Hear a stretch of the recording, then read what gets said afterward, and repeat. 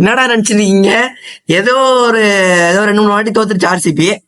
எம்ஐக்கு RCB எவ்வளவு பரவாயில்ல, எம்ஐக்கும் உருப்படி மேல இருக்குது. நான் தான் அப்படி சொல்லி நம்ம மனசை நம்ம தேத்திக்க வேண்டியதான்.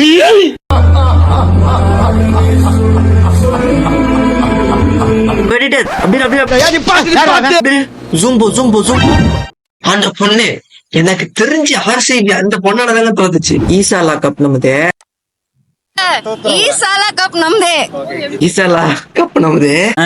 கட்டு மேட்டு. சோ டைரக்டா நேத்திக்கு மேட்ச்ல என்னென்ன விஷயம் நடந்துச்சுன்னு பார்க்கலாம். சோ ஃபர்ஸ்ட் டாஸ் என்ன பாத்தீங்கன்னா ஆர்சிபி வின் பண்ணி டாஸ் வின் பண்ணாத சொன்னேன்.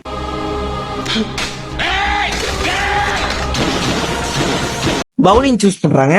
ஃபர்ஸ்ட் வந்து ஆடின கேஎல் ராகுலும் டிகாக்கும் ஓரளவுக்கு நல்லா ஆடிட்டு இருக்கேன். கேஎல் ராகுல் பாத்தீங்கன்னா 20 ரன்ஸ்ல அவுட் ஆயிருக்காரு. டிகாக் பாத்தீங்கன்னா 81 ரன்ஸ் அடிச்சாரு.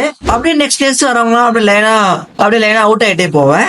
அதுக்கப்புறம் கொஞ்ச நேரம் கழிச்சு வந்த நிக்கோலஸ் பூரான், அந்த பூரான கிரவுண்டுக்குள்ள விட்டு அவங்க வந்து ரொம்ப பெரிய தப்பு பண்ணிட்டாங்கன்னு நினைக்கிறேன். நிக்கோலஸ் பூரான் மட்டும் நேற்று வந்து 17th ஓவர்ல ஒரு கேட்ச் அவுட் சான்ஸ் கிடைச்சது. சோ அந்த சான்ஸ் ஆர்சிபி கரெக்டா யூட்டிலைஸ் பண்ணியிருந்தாங்கன்னா கண்டிப்பா ஆர்சிபி தான் வின் பண்ணிருப்பாங்க.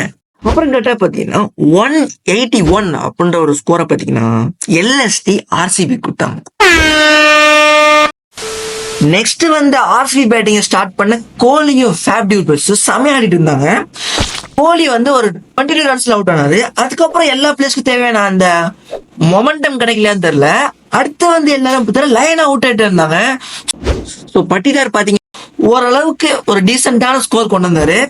அதுக்கப்புறம் பாத்தீங்கன்னா லாப்ரோன்னு சொல்லிட்டு ஒரு இம்பாக்ட் பிளேயர் வந்தாரு. சோ அவர் வந்து இம்பாக்ட் கிரியேட் பண்ணாரா அப்படின்னா உண்மையிலே கிரியேட் பண்ணாரு.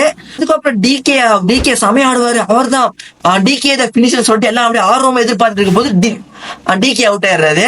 சோ இப்படியே அப்பயே பாத்தீங்கன்னா ஆர்சிபி தோத்து போச்சு அப்படின்னு சொல்லிட்டு எல்லாருமே பாதி ஃபேன்ஸ் பாத்தீங்கன்னா கிரவுண்ட்ல இருந்து ஏஞ்சி போக ஆரம்பிச்சிட்டாங்க.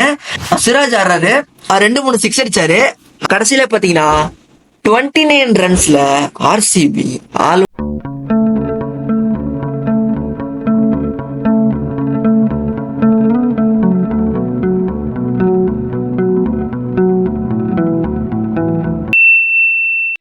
சோ அவ்வளவுதான் இந்த வீடியோ. நீங்கள் பார்த்து கொண்டு எஸ்டிஎஸ் ஸ்ரீராம், இந்த ஸ்ட்ரீமர் நான் உங்கள் ஸ்ரீராம்.